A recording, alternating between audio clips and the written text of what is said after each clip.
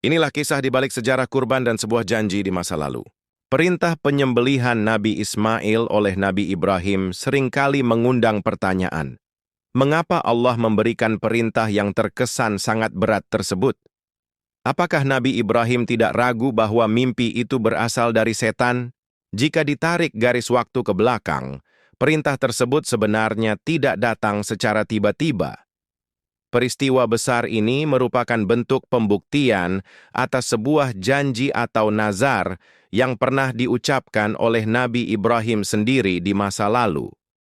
Jauh sebelum dikaruniai seorang anak, Nabi Ibrahim adalah sosok yang sangat kaya raya dan terkenal dermawan. Suatu ketika, beliau berkurban demi jalan Allah atau fisabilillah dalam jumlah yang sangat besar, yaitu 1.000 ekor domba, 300 ekor sapi, dan 100 ekor unta. Seluruh daging kurban tersebut dibagikan habis kepada fakir miskin. Kedermawanan yang luar biasa ini mendatangkan kekaguman dari banyak manusia, bahkan para malaikat di langit pun turut takjub. Di tengah sanjungan dan rasa syukur tersebut, muncullah sifat manusiawi Nabi Ibrahim. Beliau kemudian berucap, "Kurban sejumlah ini belum ada apa-apanya bagiku. Jangankan sapi atau unta. Demi Allah, seandainya aku memiliki anak laki-laki sekalipun, lalu Allah memerintahkanku untuk menyembelihnya, pasti akan aku sembelih demi mendekatkan diri kepadanya." Saat mengucapkan kalimat tersebut, Nabi Ibrahim belum memiliki keturunan sehingga beliau belum merasakan bagaimana dalamnya rasa sayang seorang ayah kepada anaknya. Bertahun-tahun berlalu, Allah akhirnya mengabulkan doa Nabi Ibrahim dengan menghadirkan seorang putra yang saleh bernama Ismail dari rahim Siti Hajar. Ketika Ismail tumbuh remaja dan sedang menjadi tumpuan kasih sayang ayahnya, janji masa lalu itu pun ditagih melalui mimpi.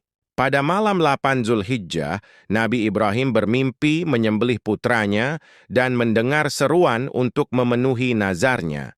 Karena masih ragu dan mengira itu adalah godaan setan, beliau merenungkan mimpi tersebut sepanjang hari. Hari itu kemudian dikenal sebagai Hari Tarwiyah, atau bisa disebut sebagai hari merenung atau berpikir. Lalu pada malam 9 Zulhijjah, mimpi yang sama persis kembali hadir. Saat itu, Nabi Ibrahim sedang berada di Padang Arafah dan mulai meyakini bahwa mimpi tersebut adalah wahyu dari Allah. Dan hari itu kemudian dinamakan Hari Arafah, atau bisa disebut sebagai hari mengetahui atau paham. Kemudian pada malam 10 Zulhijjah, mimpi tersebut datang untuk ketiga kalinya sebagai penegasan. Nabi Ibrahim pun bulat tekad untuk melaksanakan janjinya, dan hari itu disebut sebagai Yaumun Nahar atau hari menyembelih. Nabi Ibrahim meminta Siti Hajar untuk mendandani Ismail dengan pakaian terbaik, dengan alasan akan mengajaknya bertemu dengan Allah. Dengan membawa sebilah pedang tajam dan tali, Nabi Ibrahim membawa Ismail menuju sebuah lembah di daerah Mina. Melihat ketaatan keluarga ini, iblis menjadi sangat sibuk dan berusaha keras menggagalkan rencana tersebut. Iblis mendatangi Siti Hajar untuk menghasutnya, namun Siti Hajar menolak dan berserah diri kepada kehendak Allah. Gagal menghasut ibunya, iblis beralih menggoda Ismail kecil dengan mengatakan bahwa ayahnya hendak menyembelihnya. Bukannya takut, Ismail justru menegaskan kepatuhannya pada perintah Allah.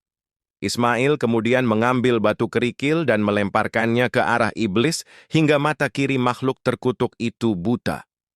Peristiwa pelemparan batu inilah yang menjadi asal-usul ritual lempar jumrah dalam ibadah haji. Sesampainya di Mina, Nabi Ibrahim berbicara jujur kepada putranya mengenai wahyu tersebut. Percakapan ini diabadikan dalam Al-Quran Surat As-Saffat ayat 102. Nabi Ibrahim bertanya, "Wahai anakku, sesungguhnya aku melihat dalam mimpi bahwa aku menyembelihmu, maka pikirkanlah apa pendapatmu." Ismail menjawab dengan penuh keteguhan, "Wahai bapakku, kerjakanlah apa yang diperintahkan kepadamu. Insya Allah kamu akan mendapatiku termasuk orang-orang yang sabar."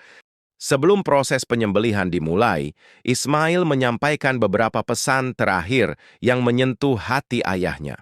Pertama, Ismail meminta tangannya diikat erat agar tidak menggelepar dan merepotkan sang ayah. Kedua, Ismail meminta wajahnya dihadapkan ke bumi, ditengkurapkan agar sang ayah tidak iba melihat matanya. Ketiga, Ismail meminta ayahnya menyingsingkan lengan baju agar tidak terkena percikan darah yang bisa membuat ibunya sedih. Keempat, Ismail meminta pedang ditajamkan agar prosesnya berjalan cepat.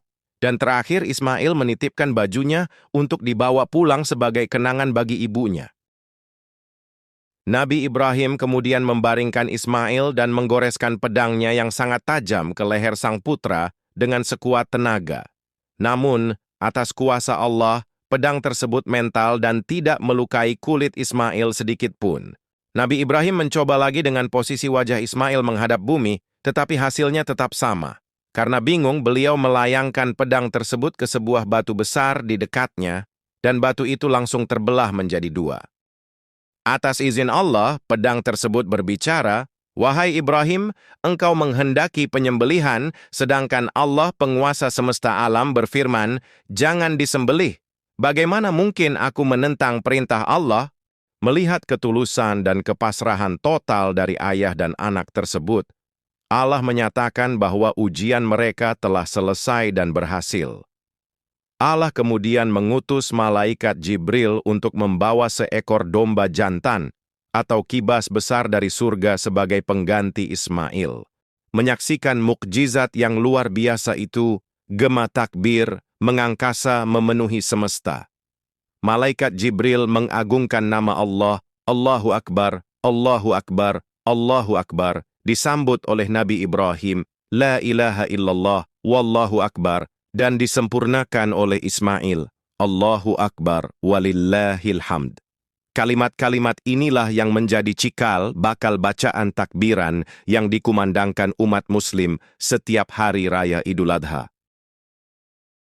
Kisah ini memberikan pelajaran moral yang sangat kuat tentang pentingnya menjaga lisan.